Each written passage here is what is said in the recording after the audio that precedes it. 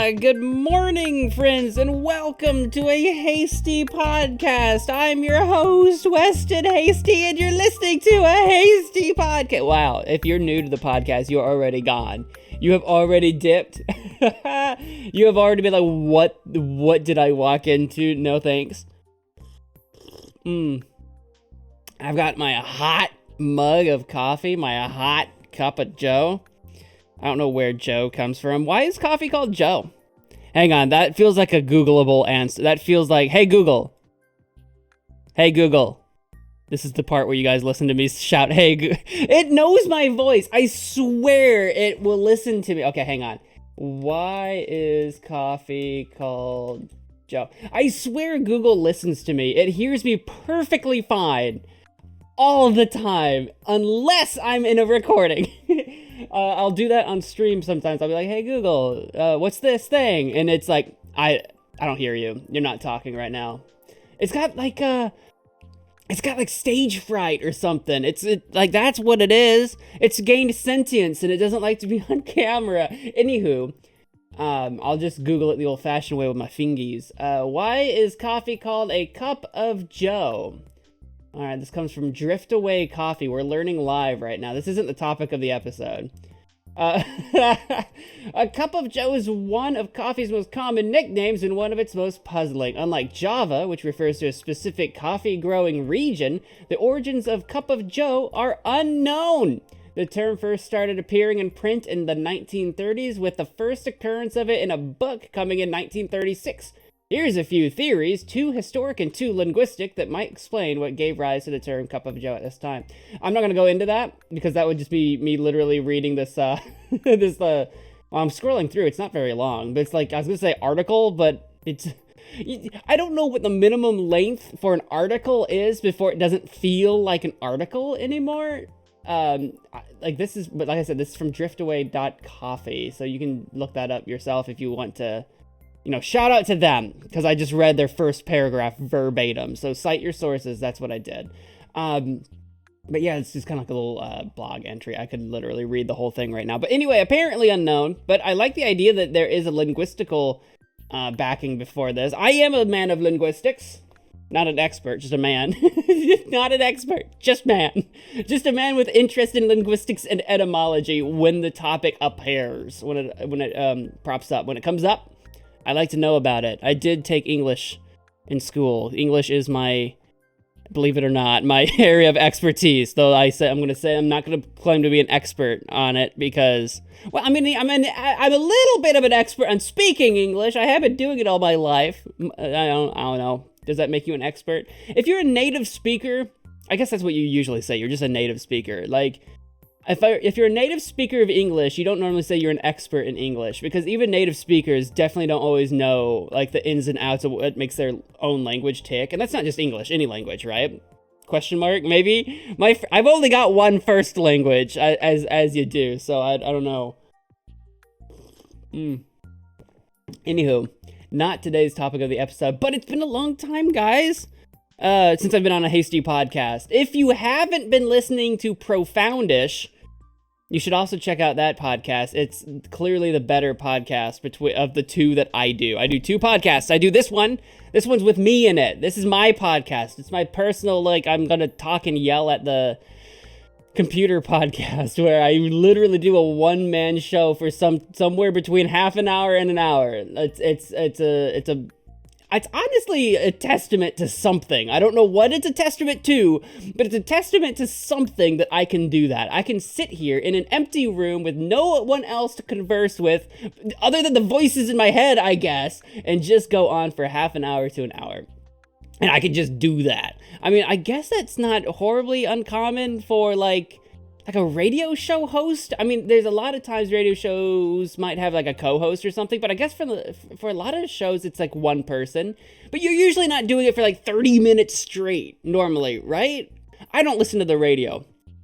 I don't know what I'm talking about. I used to listen to the radio quite a bit, but not like a lot. It was usually like the music stations, right? So if you had like a radio host on a music station, they're usually not on air for very long at a time. Maybe they're running some sort of a game or a giveaway or some kind of promo or they might have like a little clip of news to share with you or something like that. But usually it's not like, okay, I'm going to sit here on air. I'm going to sit here right on air and tell you about my day for half an hour. Unlike what I do. I don't just talk about my day. I do talk about my life a little bit, but I usually come into this with some kind of topic in mind or a few topics in mind. Today, we are talking about not the testament to my whatever that I can sit here and do this. No. Not cops of Jews. How do you switch cup and Joe? I guess that would be like cops of juice. Sorry, I need to be tested for AD&D. AD&D? Dungeons and Dragons. Attention deficit and dragons. Anyway, we're here to talk about Avatar, The Last Airbender, the live action version on Netflix. What's it actually called? Is it called Avatar? Yeah, it's called Avatar, The Last Airbender. I assumed it was, but it's the live action.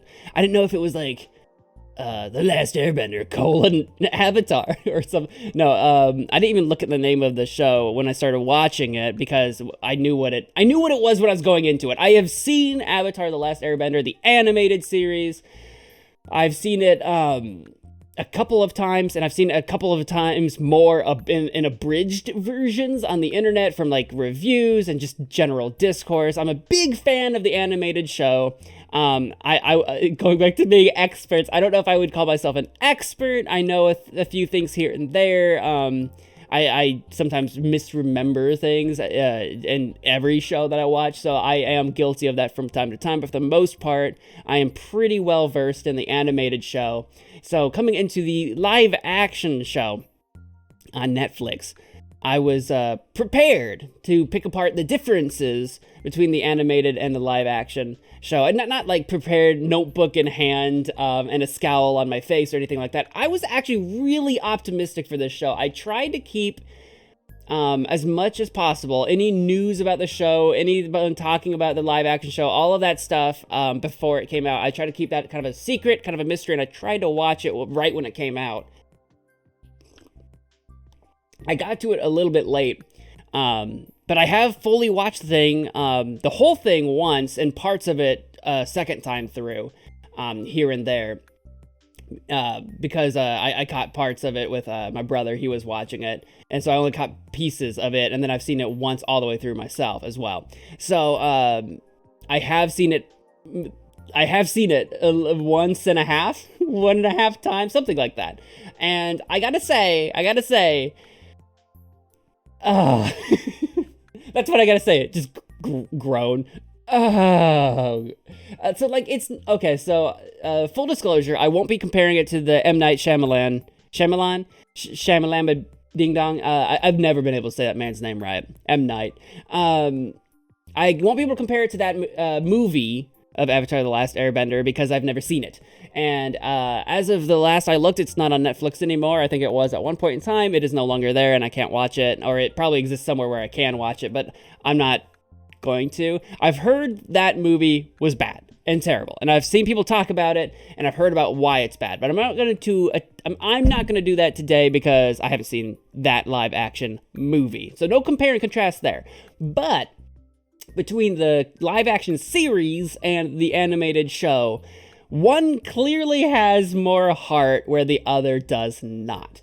I don't want to say that there was no effort put into the live action, because the callbacks, cameos, Easter eggs, and attention to detail you can find in the live action clearly shows to me someone did put in the effort and time into the show.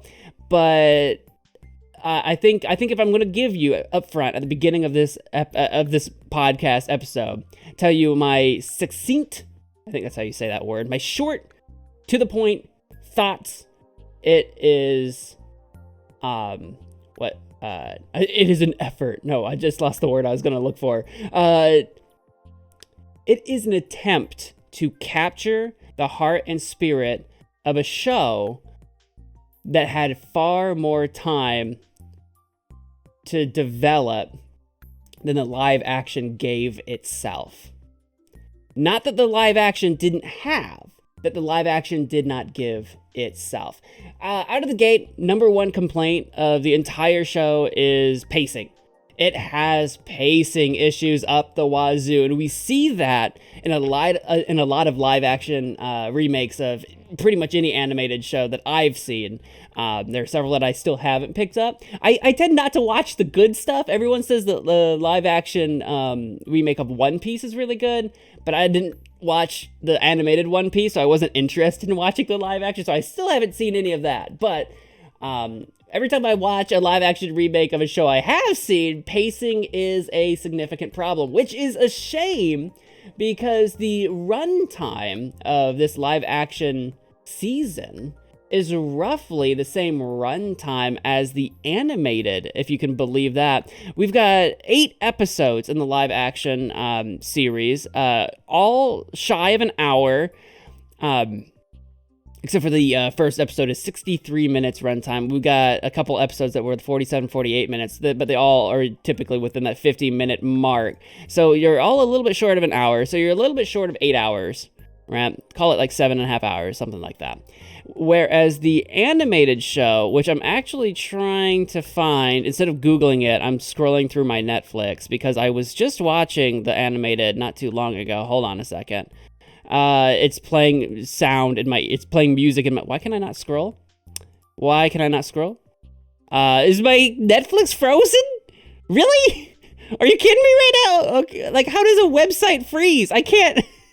What is happening? I can't. Okay, anyway, book 1, I could just barely see, you guys can't see this. I can just barely see that book 1, which is season 1 of the anime show, is 20 episodes, but they're like the 22 to 23 minute range. So you're looking at not even 10 hours. So that's like, I just opened Notepad instead of calculator. I'm a professional.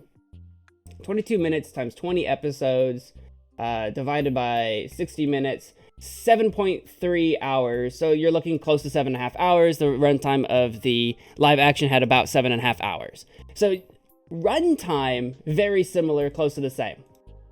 Very similar, close to the same. I honestly wish...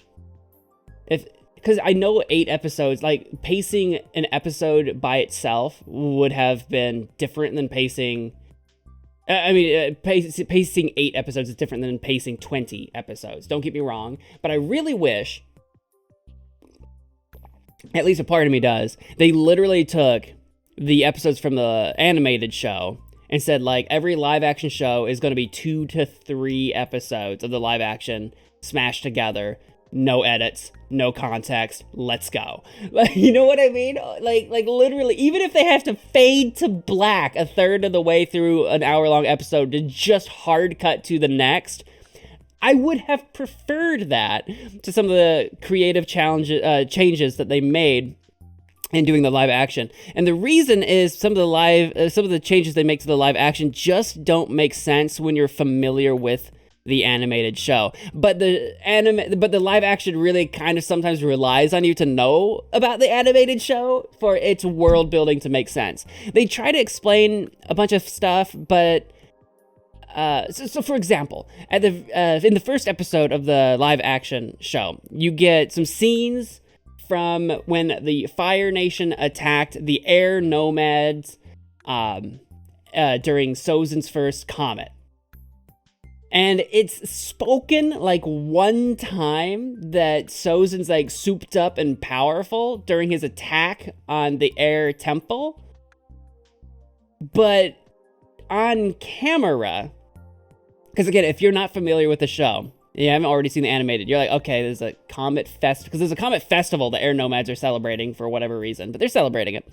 And then the Fire Nation leader, Sozin, says something about the comet making him powerful. But on camera, visually, all of the fire stunts you see in that episode aren't any better or more souped up or more impressive than what you'll see in the rest of the show. The exception being Sozin himself has like this really cool like self-immolation thing he does. He steps into Monk Gyatso's, his name's Gyatso. I don't remember how it's spelled, but it's like Gyatso. And all the Zoomers out there have ruined that name for me. Because it sounds like Gyat. which I don't even remember what that even means. That's just Zoomer speak. I'm officially old enough that I don't fully understand what Gyat means. Anyway, Sozin himself is kind of souped up, but you get the sense that, well, yeah, he's like a boss, right? He's a bamf. He's like, souped up himself. He's already super powerful in his own right.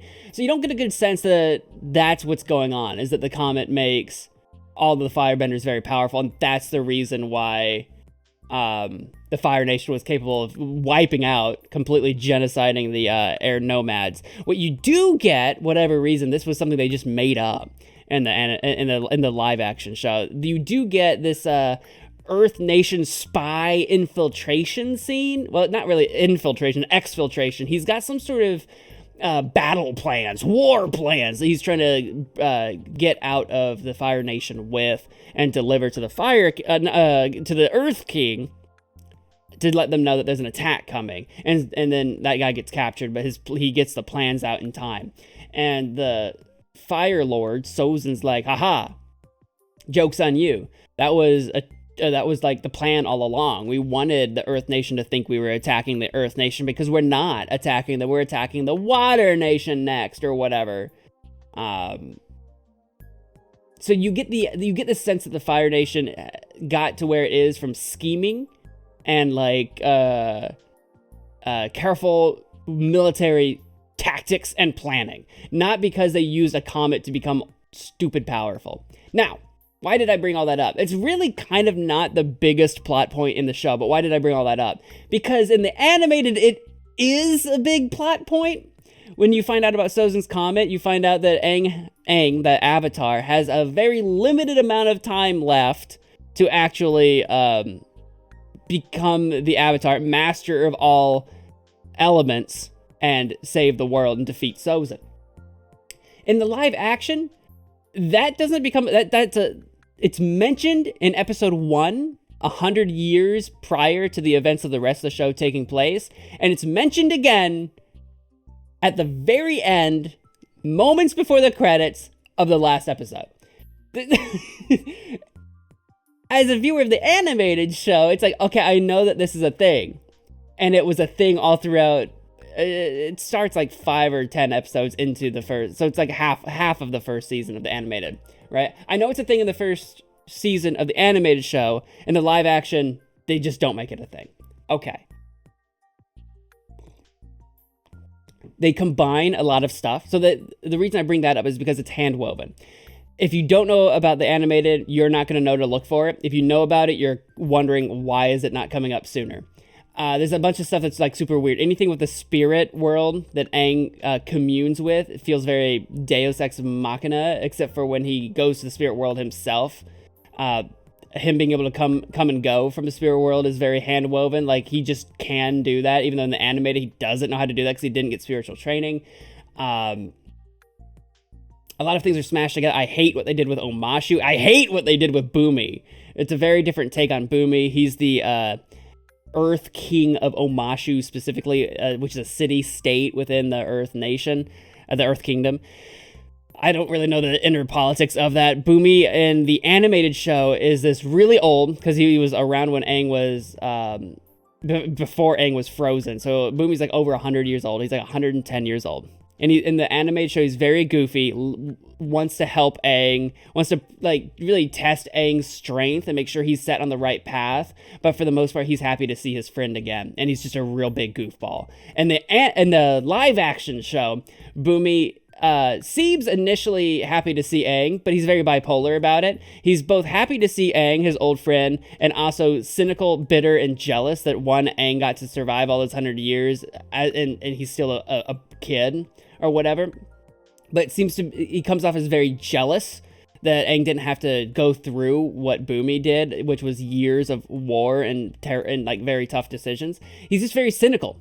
He's a very bitter old man. He's still goofy, but he comes off as like psycho goofy instead of like good-hearted goofy. And the animated show, they try to, which is super awkward. Hear me out. In the animated show, he's super just regular goofy. Like, this guy's like nuts.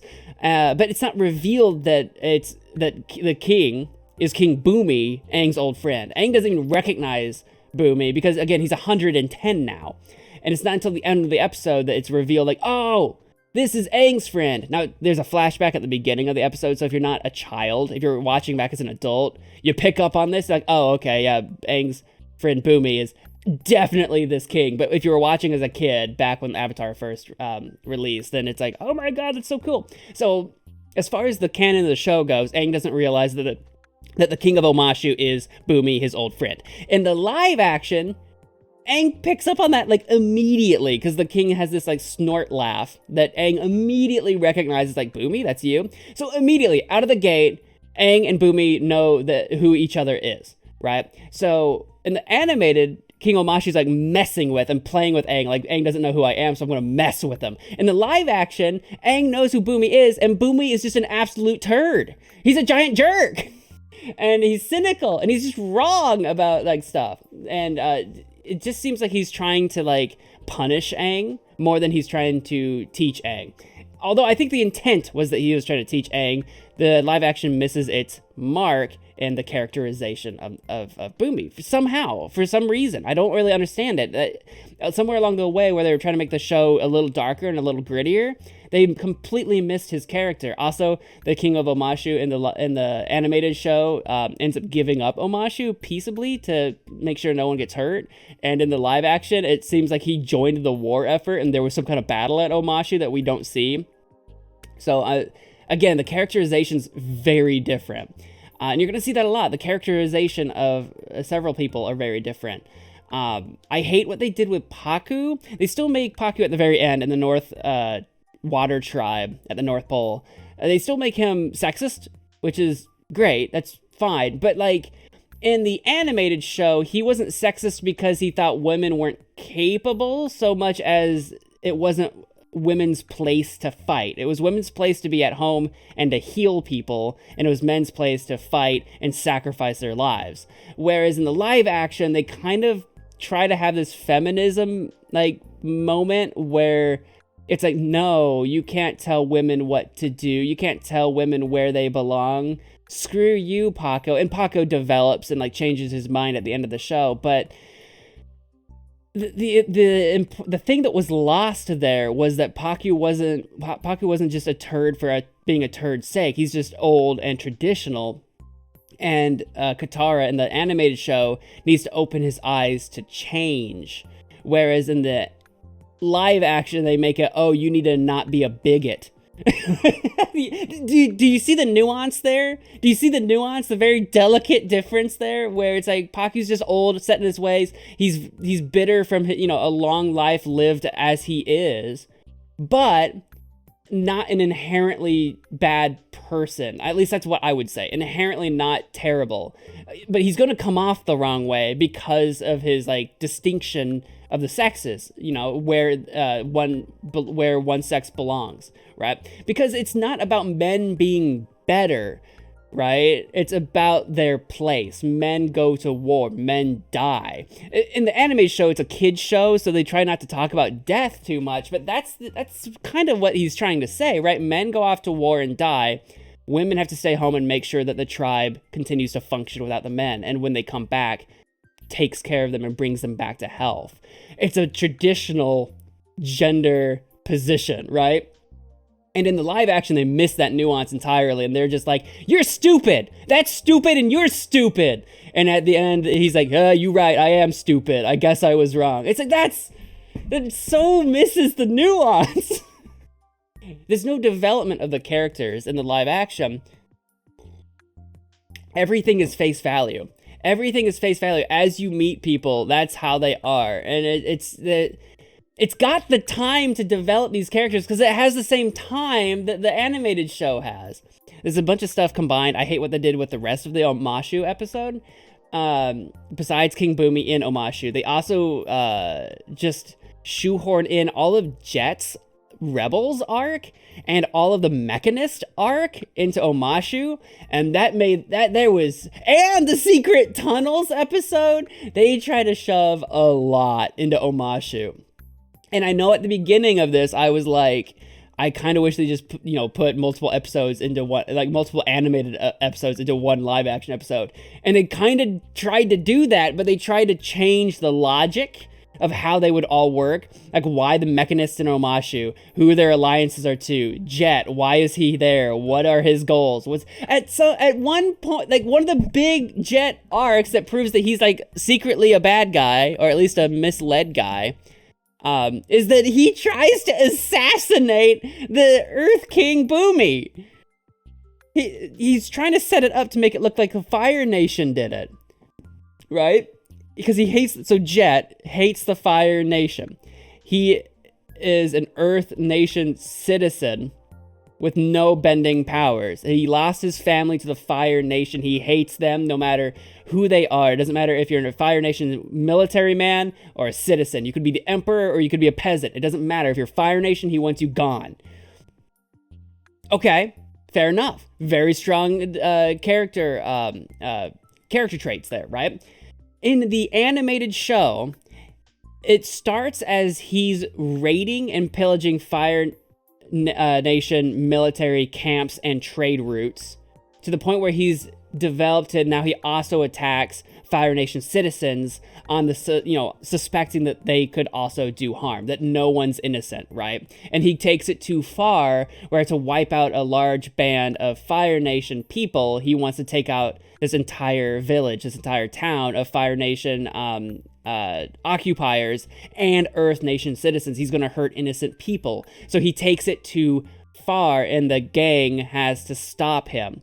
In the live action, he's in Omashu, in a city for some reason, apparently just doing infiltration stuff and bombing the town. He's a terrorist. He's bombing Earth Nation houses that he suspects has Fire Nation spies in it. Okay, fine. But then the coup de grace is that he's going to set up the Mechanist with an explosive, because the Mechanist he believes is a Fire Nation spy, and he kind of is. That's like a plot point. But he's not just trying to take out the Mechanist. He's going to set it up so that when the Mechanist takes all this like stuff he's taking to the king, he's got this meeting with the king. So he's got this suitcase full of stuff, and he's heading that way with his kid. They're together.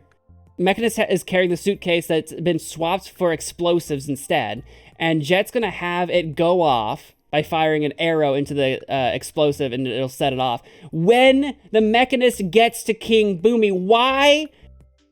I get why Jet wants the Mechanist gone, because he's a Fire Nation sympathizer. At least it appears to be on the outside. There's a little bit more to it. But, okay, he wants the Mechanist gone. Jet's already been bombing single buildings.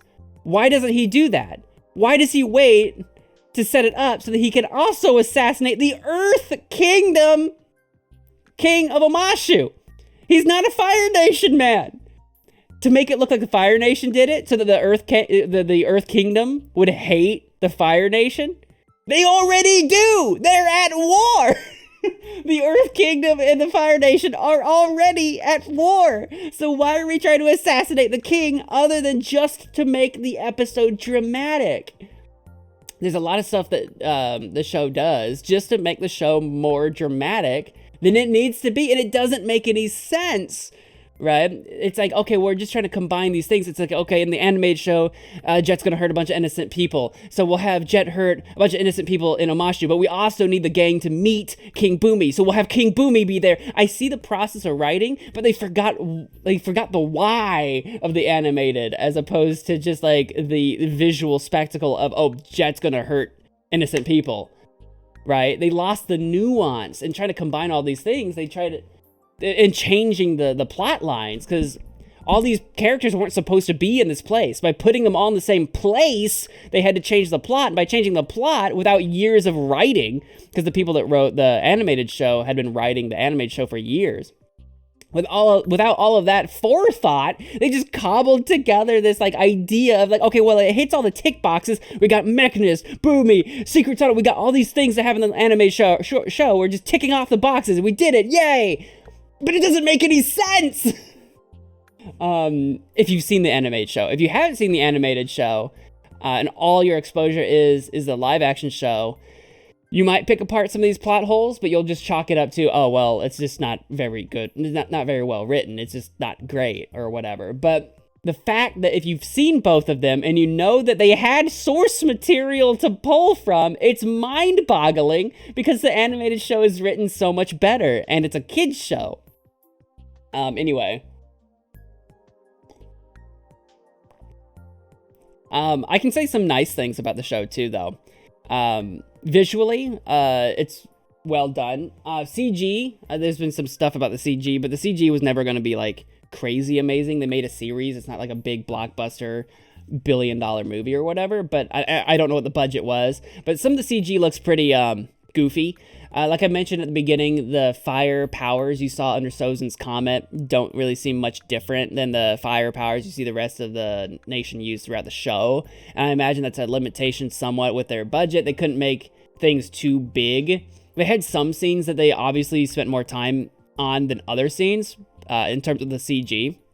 But I think maybe there's just a limitation how much time they had to like work with that kind of stuff, that like things weren't as the CG, and when I say the CG, I mean mostly like the elemental stuff, like the element bending. If you watch the fight, the duel between Katara and Paku at the end of the series, like it's the last episode or the second to last episode, they have like a duel, and in the animated show, it's super hype because, you know, it's this kind of like meshing of like Paku doesn't believe women can fight, Katara clearly can, and it's this whole thing where she's like close to matching his, or it seems like she's about to be close to beating Paku or even matching Paku, and then Paku whips out some, well, I'm a waterbending master, actually. I've been holding back because you're a child, but if you don't want me to hold back, I can wreck you. Anyway, it's really hype. In the live action, they try to hype it up as well, but it just visually looks kind of goofy because everything's so much slower paced because all the live action actors have to be like floating around or acting and doing all this like stuff on screen for the CG to like work around. I don't know. It seems really awkwardly paced. The fight does. It doesn't seem as fast paced and as dangerous. And the water effects specifically don't have that oomph. They don't have that punch to make it seem like water is very dangerous, unless they're using ice stuff. Then you get a little bit more of that because it's like sharp. A lot of the water stuff feels very lackluster when it comes to battles. They don't feel very, they don't have that oomph. But, you know, they're still knocking enemies around and stuff like that. So it's kind of like there's a bit of a disconnect there between how powerful it visually looks versus what it's supposed to be. So you have some of that, some of the CG, but as far as what it looks like in general, like it doesn't look bad. Just it's animated awkward, but it doesn't look bad. And a lot of the set design's really good. Like you have some really colorful set design. Those are my biggest things I think they actually did a pretty good job of. The acting, some of the acting's really great, some of the acting's really bad. I feel so bad for the main cast, our three kids, Aang, Katara, and Sokka. I can only imagine how much they were acting on a set versus how much they were acting in a green box, and that just told like, here's what your motivation is, good luck. I feel like the direction, like the director could have worked with those kids a lot more to pull out some better acting. I don't want to, they're kid actors. I don't want to like denigrate their acting too bad. Aang in particular needed a lot more love and care in his direction. A lot of his lines are just very mono volume, like he delivers every line, and Katara does this a lot too, delivers every line straight with no like inflection or like thought, or it's just, it feels like you're reading lines off a teleprompter a lot of the time, and the director could have done a lot better in pulling out more inflection in their line reads. Sokka does a better job. He falls for this sometimes too. Zuko for the most part does really well.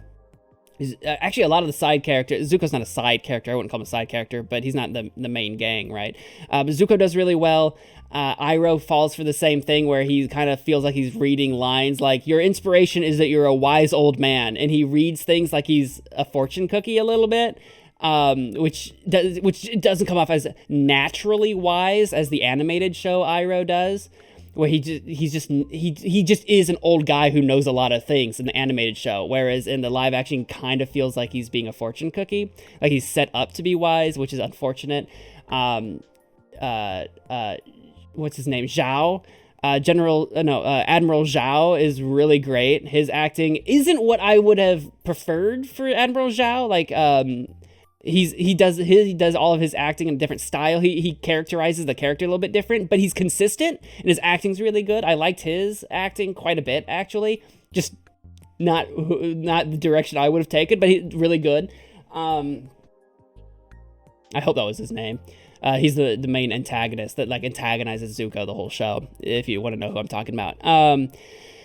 They recharacterize Ozai.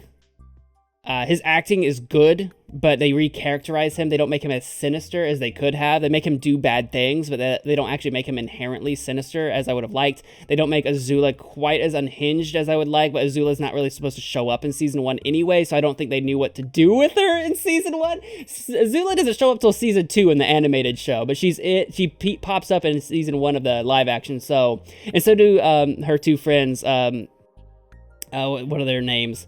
I want to say Ty Lee, I think, and Mai. Ty Lee and Mai, if I remember their names. Mai. I already forget their names, which is unfortunate. They're in the show too, but they're in the background. There's nothing to say there yet. So some of the acting's really great. Some of the acting's pretty stilted, and unfortunately, the worst acting we get is from our main cast. And I blame the director on that. They could have. There's no way they couldn't have done better with that. So that's unfortunate. If you can get past that, if you can get past the acting, you can find some things to enjoy from the show. But if you were a big fan of the animated show, there's a lot of stuff you're going to be disappointed about.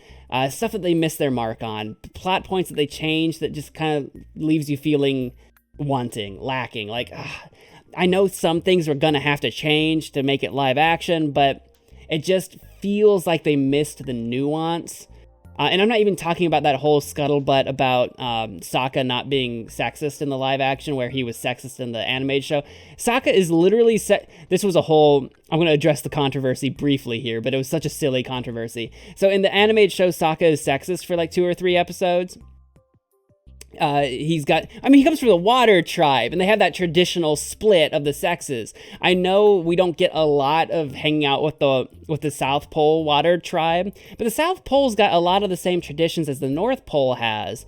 So Sokka being sexist is like actually makes sense in hindsight of the animated show. But anyway, the whole point is that in the animated shows, Sokka's kind of sexist. Women aren't supposed to be fighters; they're supposed to be healers, and like. They're not as capable warriors as men, and he's got that sense for a few episodes in the animated show until he meets I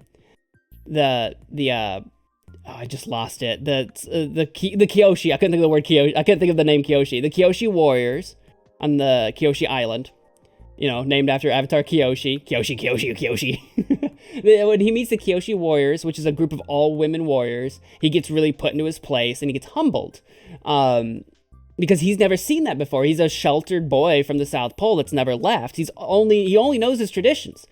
So when he gets put in his place, he really challenges himself and challenges his ideas about what women can and can't do. But that's literally episode like 3 of the animated show. And in the live action, they said that they weren't going to do that with Sokka in the live action, and people lost their minds. Like, but it's such an important character development. And it is, but now that I've seen the live action, I understand that they didn't have time to address that character development because they wasted all their time doing a bunch of other stupid decisions. So like they could have done it and they could have made it work, but they just went in a different direction with a lot of character development and a lot of characterizations rather of the characters. So it's really not that big a deal. It wouldn't have translated well, maybe even with the acting. If the director couldn't pull the acting out of Sokka well enough, the nuance would have been lost, where he, becomes a more, what's the word I'm looking for? More 3-dimensional character. I will say that the live action definitely portrayed Sokka more of of a ladies' man somehow. They actually went full tilt the other way, which they do this in the animated show too. So it doesn't come out of nowhere, but I feel like Sokka, because it's only 8 episodes, and if you binge watch it or whatever, it feels like it happens more often. Sokka has a lot more screen time, like rizzing up a couple of the different women in the show. Yue, obviously at the end, and then the Kyoshi warrior, I just lost Suki. I can't think of Suki's name. Suki.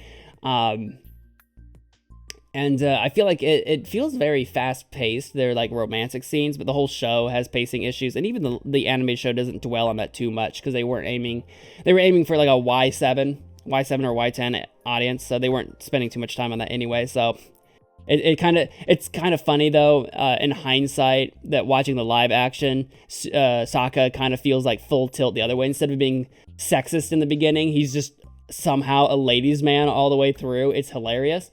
So if you don't dwell on that too hard, that's the controversy. The controversy is that, Sokka was supposed to be sexist and develop out of it. And now that I've seen the live action show, I'm like, I don't know that the director had the chops to make that translate well. So probably for the best that they didn't bother, which is unfortunate. I shouldn't be saying that. It's like, well, it's better that they didn't, because I don't think they could have pulled it off, which is not great. I don't know if they'll get a season 2. Based on what I've seen from the season 1, I didn't cover everything, like episode by episode, every little nitpick, but yeah, I think you get the general gist that there's just a lot missing. But is the show bad?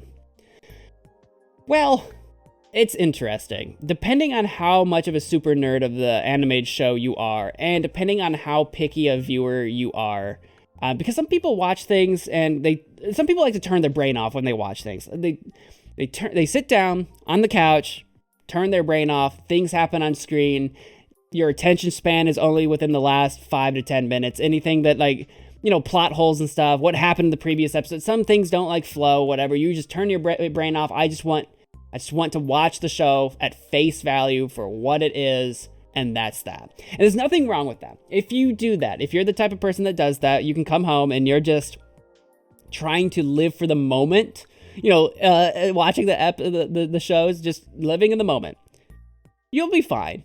The show's fine. Again, the acting is hard to ignore. The stilted acting is hard to ignore. But you'll be fine. The show's not terrible. It's not bad. It's okay. It's not great, but it's okay. You can find some stuff in there to enjoy. It's not made, like I said, it was made like there was some kind of effort and some kind of attention to detail put in there, and you might recognize that and enjoy that. If you're a super nerd of the animated show, you're gonna just walk away disappointed. That's the issue that I have. There's just so much changed, and not for the better, and it feels arbitrary. There's so much change that feels arbitrary that they were just trying to tick boxes. That's what disappoints me the most. Not that it changed because it had to, that it changed because they wanted to tick boxes off a list. It's just rubs me the wrong way. So you'll have to decide for yourself. Are you a super nerd of Atla, the animated series? Then approach the live action with caution. Are you not a super nerd and you haven't seen the show since you were a kid, or maybe never seen it? Give it a shot. Give it like 3 episodes. See if you're liking it. If not, bounce. The first episode is rough because they're introducing the characters, and the scenes with Aang at the South Pole are just strange to me in ways that I can't quite explain. Like, they don't have the characterization of Aang down yet, so like, he's just really something. You'd have to watch the first episode and tell me what it is. Something about him is just very weird. And the South Pole.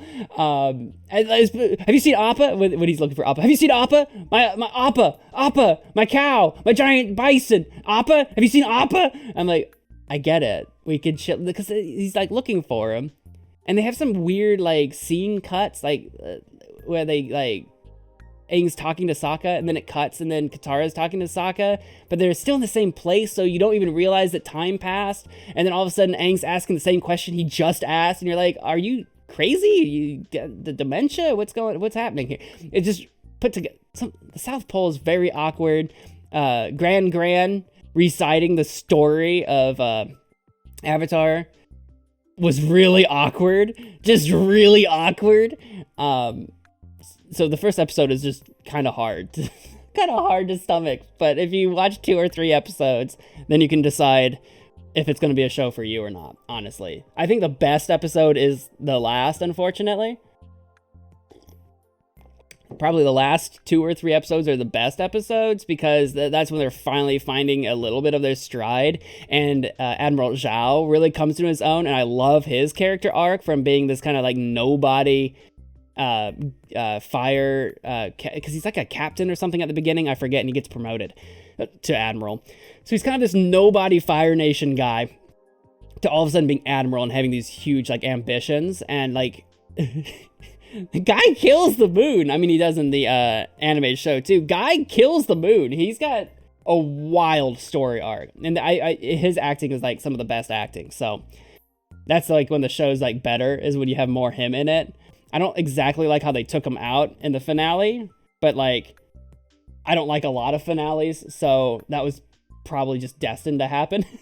I mean, it's more or less the same way as they did in the animated show, but instead of being taken out by kaiju Avatar Aang, that's what I call him, he turns into the giant koi form. Like, it's the Avatar form in the koi form combined or whatever, but he's just a giant water kaiju is what he is. So water kaiju Aang takes him out in the animated show, whereas in the live action it's Zuko and Iroh actually, but that's really kind of neither here nor there. The point is that he's taken out at the North Pole, squashing his ambitions. My mind would be blown if they changed how he got taken out so that he'll come back in season 2 of the live action. That would blow my mind. Because in the animated show, he gets taken out by Kaiju Aang, and like, it's a kid's show, so no one technically dies. Aang makes a big point throughout the show, like, oh, I don't kill people, I'm a pacifist, which you side-eye as an adult watching the show. Like, the only reason he hasn't killed people is because it's a kid's show. These people are absolutely dead. These people we never see again, they're dead. They're very dead. Whereas in the live action, they're not as afraid to do that. I'm blurry for some reason in the video. There we go. Focus on me, camera. In the live action, they're not scared to kill people. So the fact that we don't see Admiral Zhao definitively dead, he's kind of dead in the same way he's dead in the animated show. If he comes back in the live action alive in season 2, mind blown. I doubt it though. I also doubt that we'll get a season 2 of the live action. We'll see. Maybe they'll greenlight it. I don't know. The reception of the show has been generally lukewarm at best, which isn't great. I think that they have some plans for a season 2 and 3. I hope so, because they seem to be setting it up a little bit, but I mean, what plans do you need? The plans are the source material, and then just smash it together. I just hope that if they do a season 2, if they get greenlit for a season 2, I hope that they learn from the mistakes they made in season 1. And they tighten up the pacing, they tighten up the characterization of everybody, and they direct those poor kids. It really just felt like they were reading off a teleprompter sometimes. And I'm like, man, they're inexperienced, maybe. Sure, they'll get better because they're young and they're, developing their acting career. But the director should have known better. Like, we need to do another take. Like, how many takes did they do? You wonder. It's like, okay, nope. 1 or 2 takes. Yep, nope. We got what we need. That's good. Maybe, I don't know who the director was. I didn't look this up. Who directed? Hang on. Who directed live action Avatar? I don't know if they were just like, I don't want to be... No, not the M. Night Shyamalan. Series. Dan Lin, Lindsay Liberator, Michael Goy, and Roseanne Lang were all announced as executive... producers. I don't care about that. with Goy and Liang. Oh, okay, both directing episodes of the series. So we had two directors. I'm not familiar with their work. I don't know if they just didn't want to tell the kids that, like, we need to do another take, like that wasn't good enough. I don't know if they were just being too nice to the kids, so they didn't do very many takes. I don't know if they did a zillion takes and they just couldn't do it. I don't know what the limitations were, but it's just strange. It's strange, the dichotomy between the good acting and the stilted act. I don't even want to say bad acting. It's stilted. It's like it was like they used a practice warm-up take as the main take. That's what it felt like. And I don't want to harsh on them too bad, but man, it's just bizarre, the dichotomy. Anyway, so I don't know. We'll see if we get a season 2. You now know my opinions of the show. It's like a 5 out of 10, maybe, if I'm, you know what I mean? Like, if I'm trying to be somewhat generous, because I could just be real cynical and really mean about the show, but, like, it wasn't bad all the time, and I know the challenges. If I'm being nice, it's like a 5 out of 10, compared to the animated show, which is like a 9 out of 10. Like, the animated's really good. The only thing keeping me from a 10 out of 10 is, like, just a few hang-ups that I have with the animated show. The Divide episode. No one needs the Divide episode to come back in the live action. You can ignore that forever. And you know, some of the animation quality and some of the art quality for backgrounds and stuff of the animated show are lacking. But like the writing is so good and the story is so good that it makes up for it. So it's not a 10 out of 10 show. It's like a 9 out of 10. So if you know my opinion of the animated series, it's like a 9 out of 10 show. And the live action is like a 5 out of 10. So that's the difference that we're looking at here. Anyway, those are my thoughts. Thank you for listening to them. You've been listening to a Hasty Podcast. Maybe more of these in the future. I've got Delicious in Dungeon and maybe down the road Blue Eye Samurai to talk about. Delicious in Dungeon is ongoing. I don't know how many episodes there will be. They're releasing them piecemeal on Netflix, so I'm watching that. I have some of that to talk about. Blue Eye Samurai I've seen 1 episode of so far, and I already have gripes, but, like, we'll see how it develops. So maybe those will be coming up soon. I've got lots of stuff to watch. I've slowly just turned my podcast and talking about animated shows that I'm watching. I mean, I know the live-action Avatar is animated. It's based on an animated show, so I'm slowly turning my entire podcast into, like, listen to me talk about animated shows for half an hour to an hour. That's what we do. Listen to Profoundish if you want to listen to me and Alex talk about other stuff, a whole range of topics, and the whole show is just kind of profound-ish. Available on all of your same podcasting platforms that you're listening to this one on. That's all I got. Thank you all so much for listening, and until next time, bye!